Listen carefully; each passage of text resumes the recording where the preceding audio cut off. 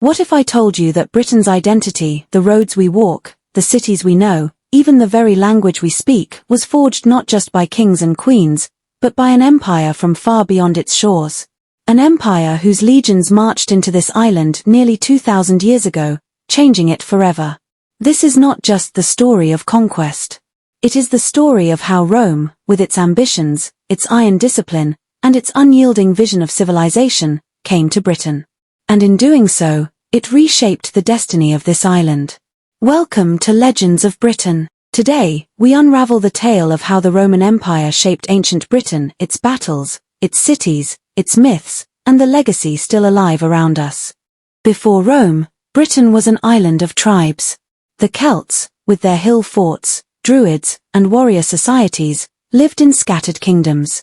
They worshipped gods of nature, made offerings in sacred groves, and painted themselves with woad before battle. But to Rome, Britain was more than a distant land, it was the edge of the known world. The Greeks called it Britannia, the land of painted people.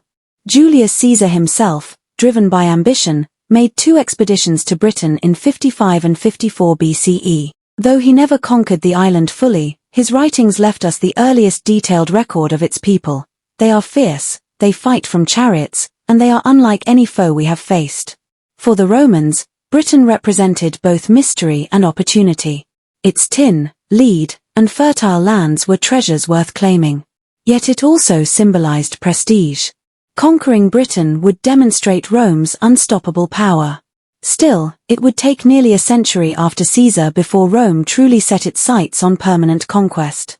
In the year 43 CE, under Emperor Claudius, Rome finally invaded. For legions, tens of thousands of soldiers crossed the channel.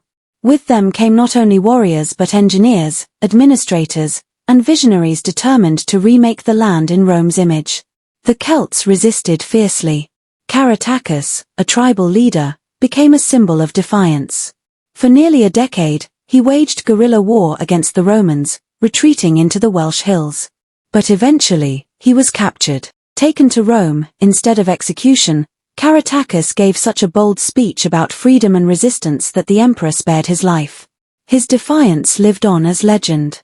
Yet, the most famous resistance came years later with the Iceni queen, Boudica.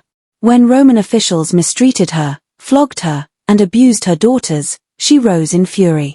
Gathering a vast army, she set fire to Roman towns, Colchester, St. Albans, and even Londinium. For a brief, terrifying moment, Rome's hold on Britain seemed ready to collapse.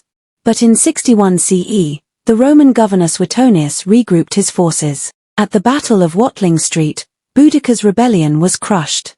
Thousands lay dead. The message was clear: Rome was here to stay. Once resistance was subdued, the great Romanization of Britain began. This was the true turning point, not the battles, but the transformation. Rome built straight, enduring roads carved through forests and hills, linking forts, towns, and trade routes.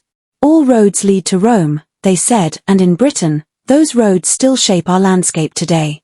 They raised cities, Londinium, Eboracum, York, and Verulamium, St. Albans.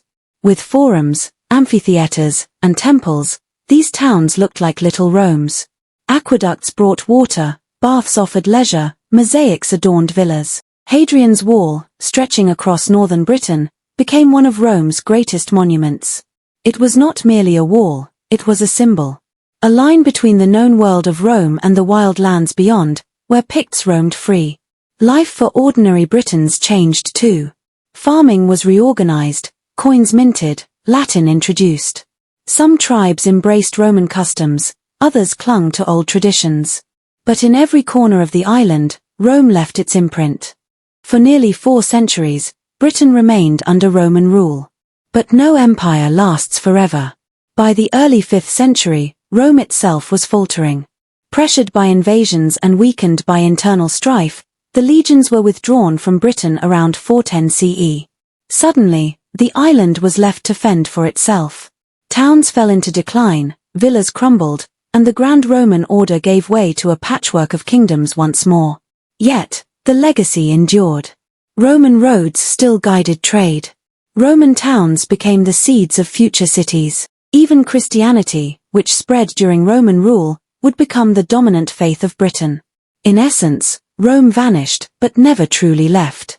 Myth tells us that Rome conquered Britain with ease. Fact shows us centuries of struggle, rebellion, and uneasy alliances. Myth paints Boudica as a simple avenger. Fact reveals a queen caught in the clash of cultures, her rebellion both tragedy and inspiration. Myth imagines Rome as a civilizer bringing light to a savage land. Fact reminds us that Rome was also ruthless, enforcing rule through bloodshed, slavery, and oppression. And yet, without Rome, Britain would have been profoundly different. Our architecture, our infrastructure, even parts of our law trace back to that era. The story of Rome in Britain is not one of simple heroes and villains. It is a tapestry of resistance and assimilation, of destruction and creation, of loss and legacy.